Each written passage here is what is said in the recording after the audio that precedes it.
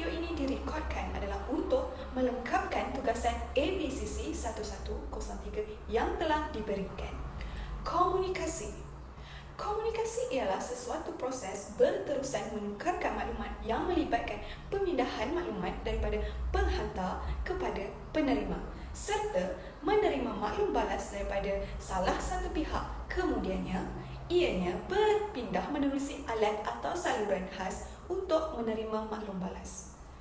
Terdapat pelbagai jenis komunikasi, antaranya ialah komunikasi organisasi, komunikasi media sosial, komunikasi awam, komunikasi interpersonal dan lain-lain. Maksud komunikasi organisasi ialah komunikasi yang dilakukan dalam sesuatu organisasi untuk membuat perbincangan, untuk meminta pendapat, untuk membuat keputusan, juga menyelesaikan masalah yang timbul di dalam organisasi. Manakala komunikasi media sosial pula ialah komunikasi yang menggunakan media elektronik seperti telefon, komputer dan lain-lain. Pengguna boleh membuat komunikasi dalam talian untuk berkongsi maklumat, mencari idea dan kandungan yang lain. Pelbagai yang dapat kita lakukan antaranya berkomunikasi, mendidik, menyebarkan maklumat atau hiburan. Di samping itu, terdapat beberapa jurnal yang membuktikan bahawa komunikasi organisasi dan komunikasi media sosial penting dalam kehidupan masyarakat. Contoh jurnalnya ialah pengaruh pola komunikasi ke atas komunikasi strategik.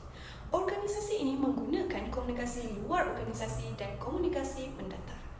Majoriti kaki tangan organisasi tersebut sering mengamalkan komunikasi tersebut kerana mereka sering berkomunikasi dengan rakan sekerja dan para pelanggan.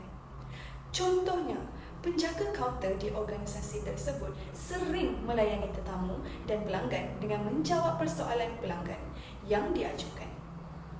Contoh jurnal kedua ialah penggunaan media sosial sebagai media-media baharu dan impaknya terhadap masyarakat Malaysia. Komunikasi amat memberi impak yang besar kepada masyarakat. Dalam jurnal ini mengatakan bahawa media sosial ialah komunikasi yang paling penting.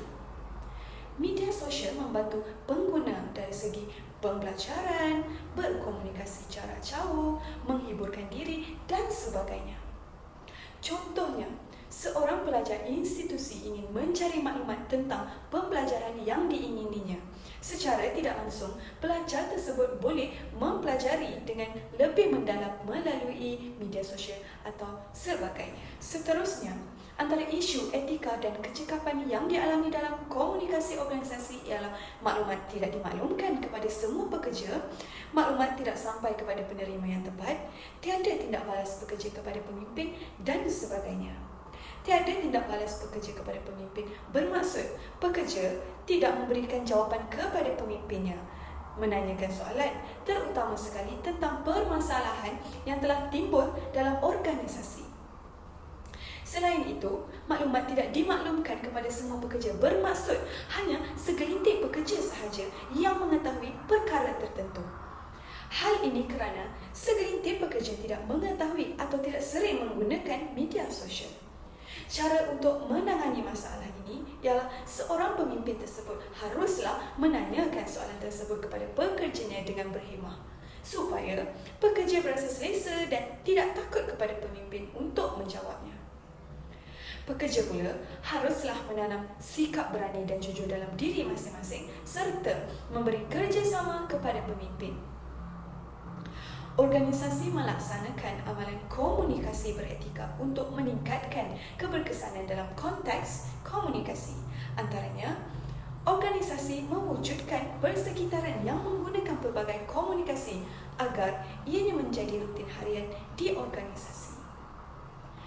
Antara komunikasi yang telah diwujudkan ialah komunikasi mendatar, komunikasi organisasi, komunikasi interpersonal dan sebagainya. Ianya akan memberi banyak impak dalam sesuatu organisasi, antaranya maklumat akan sampai dengan betul dan tepat, mewujudkan hubungan antara satu sama lain, tiada pekerja akan ketinggalan dan sebagainya. Seterusnya, dilema etika yang terdapat dalam media sosial, antaranya menyalahgunakan media sosial. Menyalahgunakan media sosial membawa pelbagai maksud, antaranya menyebarkan fitnah, iaitu melakukan penyebaran tanpa berfikir panjang. Contohnya, membaca sesuatu isu di media sosial orang lain lalu menyebarkan isu tersebut di akaun media sosial kita tanpa usul periksa. Hal ini akan menyebabkan kehidupan tertuduh diganggu. Cara untuk menangani adalah dengan membuat pengesahan maklumat dahulu, kemudian baru lakukan hal yang sepatutnya. Kita harus melakukan hal yang bijak supaya tidak terjerat dalam sebarang permasalahan. Strategi praktikal.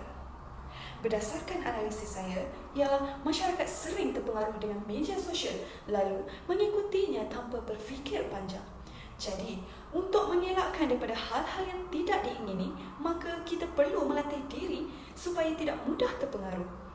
Komunikasi adalah rutin, penting dalam kehidupan seharian masyarakat. Ianya akan menjadi pelbagai kesan dan impak kepada pengguna, juga pelbagai tindak balas daripada pelbagai pihak. Jadi, kita haruslah berfikir dahulu sebelum melakukan sesuatu komunikasi. Itu sahaja daripada saya. Sekian, terima kasih.